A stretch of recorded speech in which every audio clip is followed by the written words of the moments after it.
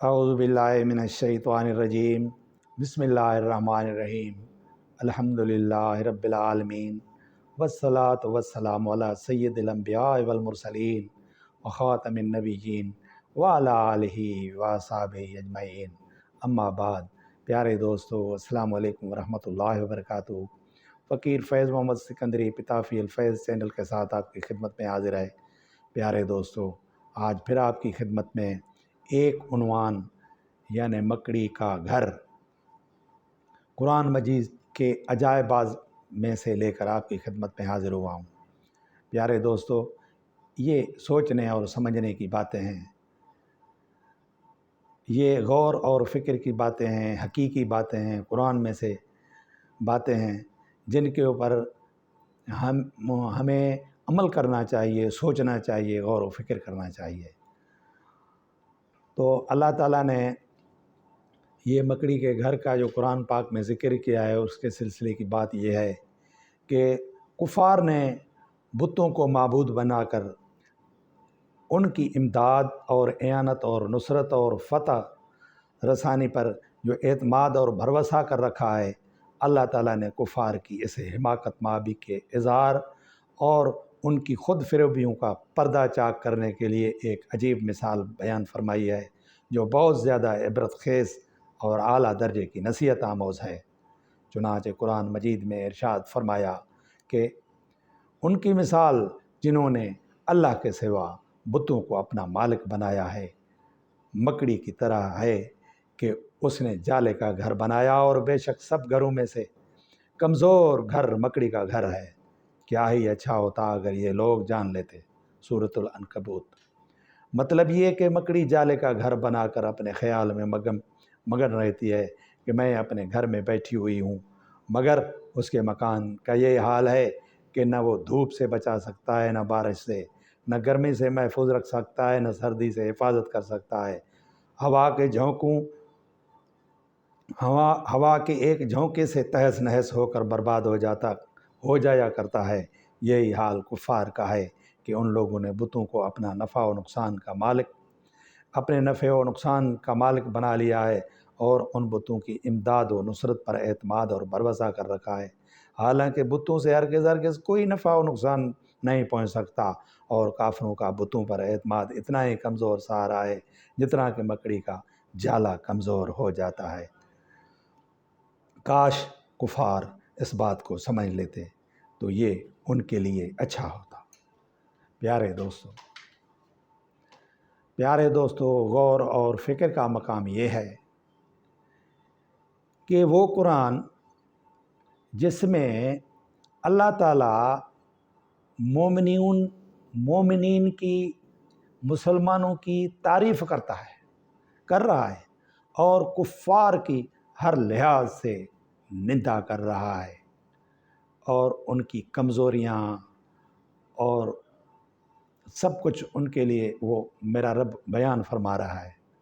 मगर सद अफ़सोस कि इस ज़माने में वही कुफ़ार जिसकी रब करीम कुरान में निंदा करता है और उनकी कमज़ोरियाँ बयान फरमाता है और मुसलमानों की अज़मत बयान करता है, आज वही मुसलमान हामिलीन कुरान वो उन कुफ़ार के, उन बुत परस्तों के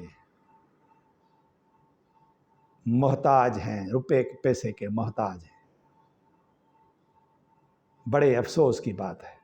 मतलब ये हुआ कि हमने कुरान पर अमल छोड़ दिया, हमने आका नामदार सल्लल्लाहु अलैहि वसल्लम के अहकामात और आदाब और अखलाक के नबवी के ऊपर अमल करना छोड़ दिया है,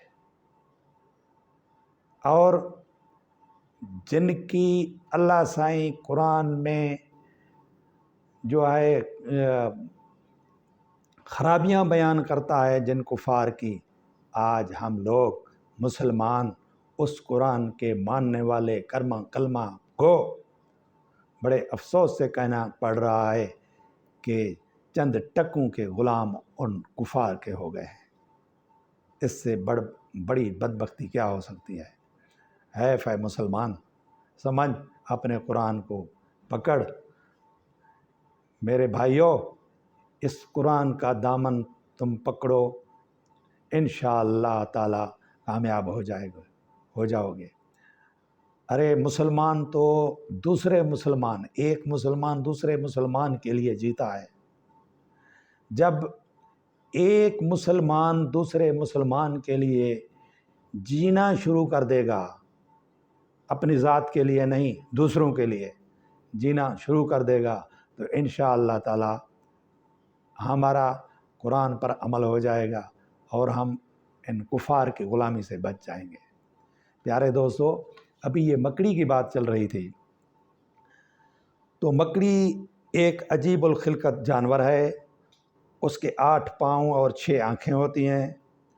یہ بہت ہی قناعت پسند جانور ہے، مگر خدا کی شان کے سب سے حریص جانور یعنی مکھی اور مچھر اس کی غذا ہے۔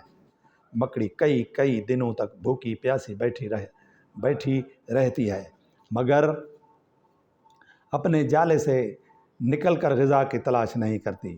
جب جالے کے اندر کوئی مکھی یا مچھر پھنس جاتا ہے تو یہ اس کو کھا لیتی ہے، ورنہ صبر و قناعت کر کے پڑی رہتی ہے۔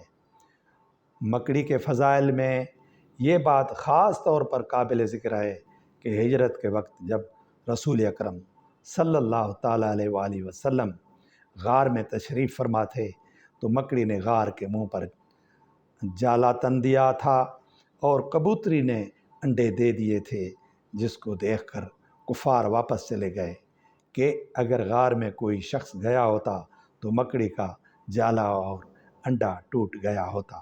یہ ساوی کا بیان ہے۔ حضرت علی شیر خدا مرتضیٰ علی شاہ رضی اللہ تعالیٰ عنہ سے مروی ہے کہ آپ نے فرمایا کہ اپنے گھروں سے مکڑیوں کے جالوں کو دور کرتے رہو کہ یہ مفلسی اور ناداری کا باعث ہوتے ہیں۔ خزائن العرفان۔ پیارے دوستو، امید ہے کہ یہ میری گزارش، یہ جو میری کاوش ہے، آپ کو پسند آئے گی اور آپ میرا چینل سبسکرائب کریں گے اور مجھے اپنی خاص دعاؤں میں یاد رکھیں گے۔ اسلام زندہ باد، پاکستان زندہ باد، پاک فوج زندہ باد۔ السلام علیکم ورحمۃ اللہ وبرکاتہ۔